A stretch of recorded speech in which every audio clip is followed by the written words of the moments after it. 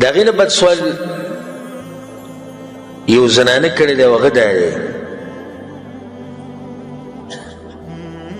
چې یو سړی د ښځې سره زنا وکړي والعیاذ بالله آیا دا سړی بیا څه وخت بعد د دې ښځې د مور یا د لور سره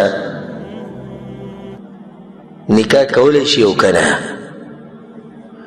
جواب د دې مسلې دا دی وبالله التوفیق. اورنۍ خبره دا ساتل پکار چې زنا یو غټ جرم دی او په کبیره ګناهونو کې الله سبحانه تعالی دې موږ ساتي. الله سبحانه تعالی زموږ د معاشرې زموږ د قوم او د ټولو مسلمانانو د الله حفاظت وکړي. او په دې باندې سخت وعید راغلی په قرآن کې. الله سبحانه تعالی د خپلو خاص بندګانو صفات ذکر کړي عباد الرحمن والذین لا يدعون مع الله إلها آخر هغوی شرک نه کوي ولا يقتلون النفس التي حرم الله إلا بالحق په ناحق باندې څوک وجني نه ولا يزنون او زنا نه کوي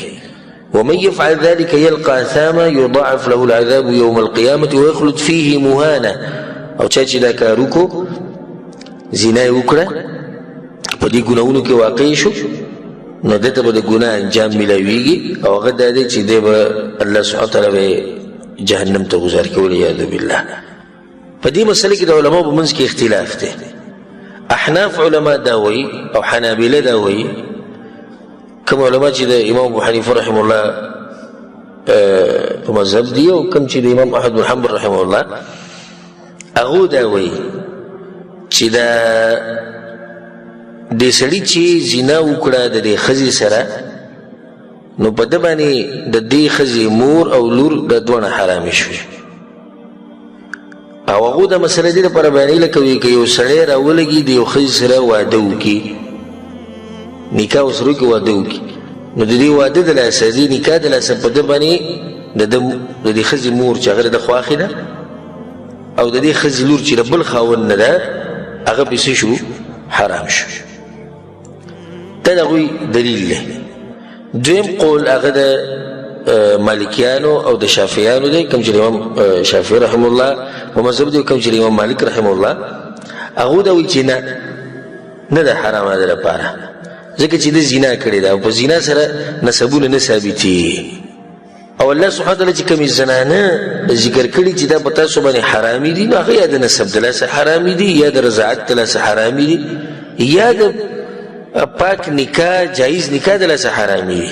یو سړی د ښځې سره واده وکړي نکاح وکړي په شرعي طریقې سره او یو سړی د ښځې سره زنا کوي کوم ځای کې دا دواړه یو شان دي نو په دې سره حرمت نه ثابتېږي.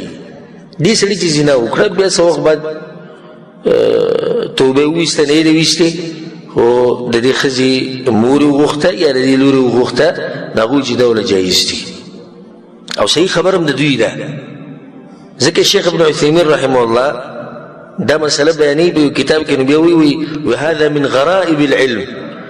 ان يجعل السفاح كالنکاح وی ناشنا علم دی او ناشنا مسله بیانه شوې ده چې نکاح او زنا دي یو شان شي ځکه شیخ رحمه الله بیا وایي وهو من اضعف الاقوال دا کمزوره قول له انتهایي کوم چې د حنابلو دی او کوم چې د احنافو دی.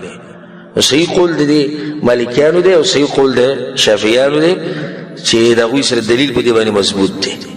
او په دې کې رد دی په خلکو باندې کوم چې څنګه مبارک وي چې دا د امام احمد بن حنبل رحمه الله په مذهب دي او څوک د امام شافعي په مذهب دي. الحمدلله موږ د محمد بن عبدالله صلی الله علیه وسلم په مذهب باندې او دا امامان او دا علما ټول زموږ مشران دي. دې ټولو خبره په سر سترګو خو چې چا سره دلیلي دا خبره زوروره ده د دې دلیل له لاسه زوروره ده. دا نه چې د بل خبره چې کمزوري دي د ده سره زموږ ذاتیات دي دا هغه خبره کمزوري ده د دلیل د لاسه او د ده زوروره څه د لاسه د دلیل د لاسه. والله اعلم.